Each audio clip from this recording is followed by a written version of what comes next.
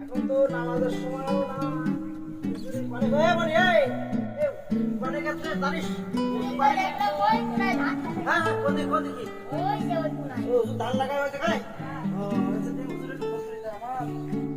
দরকার এখন খেতে কাজে গেছে সেখানেই যাই প্রতিদান করি।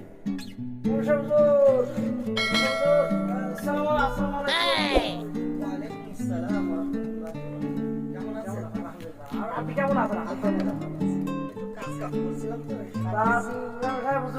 কাজ কাম কি ব্যাপার স্বল্প বেতনের চাকরি করি তো সামান্য বেতন মসজিদে কৃষি কাজ করলে দেখা যাচ্ছে আমার ছেলে সন্তান আমার মেয়েদের লেখাপড়া কাজে দেখা যাচ্ছে আমি খরচ করতে পারি। সব জিনিসের দাম আমার এই মনে খুব একটা প্রশ্ন যাইতেছে। আমি আজ কয়েকদিন ধরে লক্ষ্য করছি প্রায় সপ্তাহ দুইখানে আমি খুব লক্ষ্য করতেছি যে এর আগে বহু আপনার পিছনে নামাজ পড়েছি, জোয়ার নামাজ আদায় করেছি, কিন্তু আপনার এই যে খুতবায় যে ওয়াজ নসিহত শুনে আপনি নতুন কি কোথাও শিখেছেন নাকি? এই ওয়াজ নসিহত কোথাও শিখেছেন আপনি?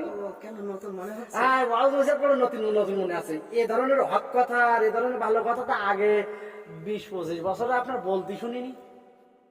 20-25 বছর এত না, মানে আসলে এত যাবৎকাল ওয়াজ নসিহত করেছেন, নামাজ, রোজা, হজ, যাকাত, সুন্নত, মিসওয়াক, কুলুব, ইস্তেনজা, ওযু, তাসবিহ, তালকিন এই সব ওয়াজ করেছেন। কোনদিন তো আমি এরকম বড় ওয়াজ শুনিনি। আমি এই ওয়াজ করার কারণটা ওয়াজ থেকে শিখেছেন আপনি? একটু লক্ষ্য করেন, যেহেতু আপনারা মিসালি অনেক কিছুই আপনাদের জানা থাকার কথা, যে আমরা যখন মসজিদে নামাজ পড়াই তখন রাষ্ট্রীয় কায়দায় যদি ইসলামের উপরে অনেক চাপাচাপি থাকে বা ইমাম বা একজন আলেমের পরে যদি চাপাচাপি থাকে, তাহলে সেক্ষেত্রে একজন আলেম কিন্তু সুন্দরভাবে কথা বলতে পারে, মন খুলে দিল খুলে কোরআনের হক কথাগুলো তুলে ধরতে পারে। সেজন্য আমি ওই শুধু মেসওয়াক, টুপি, দাড়ি, কবরের নিচে, মাটির নিচে এসব আচরণ করতাম। কিন্তু যখন দেখছি রাষ্ট্র স্বাধীন হয়েছে তখন আমি ওয়াজের ধরন আল্লাহ রহমতে আল্লাহর তরফ থেকে আমাদের কথা বলার সাহসিকতা আল্লাহ পাক নিজেই তৈরি করে দিয়েছেন, আমাদের ফিল্ড তৈরি করে দিয়েছেন। সেজন্য আমরা এখন হক কথা বলি। আলহামদুলিল্লাহ, আপনার এই কথাগুলো শুনে আমি আমার মনের এই প্রশ্নগুলো আসলেই খুব ভালো লাগতে থাকে। কারণ এর আগে তো মনে করতাম যে কোরআন হাদিসে, আমরা মূর্খ মানুষ, মনে করতাম কোরআন হাদিসে মনে হয় এই জিনিসগুলোই শুধু আছে। আর এই যে চোর ডাকাত বা এই যে চুরি, এই যে অন্যায় জুলুম, এইগুলো যে বন্ধ করতে হবে, কোরআন হাদিসে মনে হয় এরকম ধরনের কোনো কিছু নেই, আমি এটা ভাবতাম। তো যাই হোক, আপনার আলহামদুলিল্লাহ খুব ভালো লাগলো আপনার কথাগুলো শুনে। আপনার কথাগুলো শুনে আমার খুব ভালো, আমি মুগ্ধ হয়ে গেছি। তো আপনি দোয়া করবেন যেন ইনশাল্লাহ এইভাবে কোরআনের কথা বলে যাবেন। আমরা আপনার পাশে আছি, ছিলাম, থাকবো, কোনো সমস্যা না।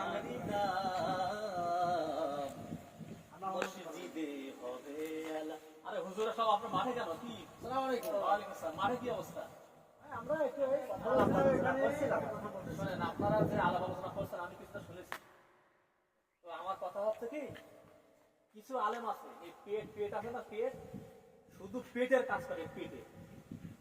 ও আল্লাহ কি বলেছে ওসব দেখার দরকার নেই, কোরআন কি বলেছে ওসব দেখার দরকার নেই, কোরআনের যে আদেশ নিষেধ আছে এসব দেখার দরকার নেই।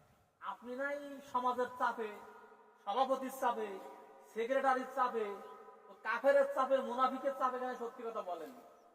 কিন্তু অধিকাংশ অনেক জায়গায় ইমাম সাহেব সারাটা জীবন সুন্নত তাহাজ্জুদ ছাড়া আর কিচ্ছু জেনে না এরা।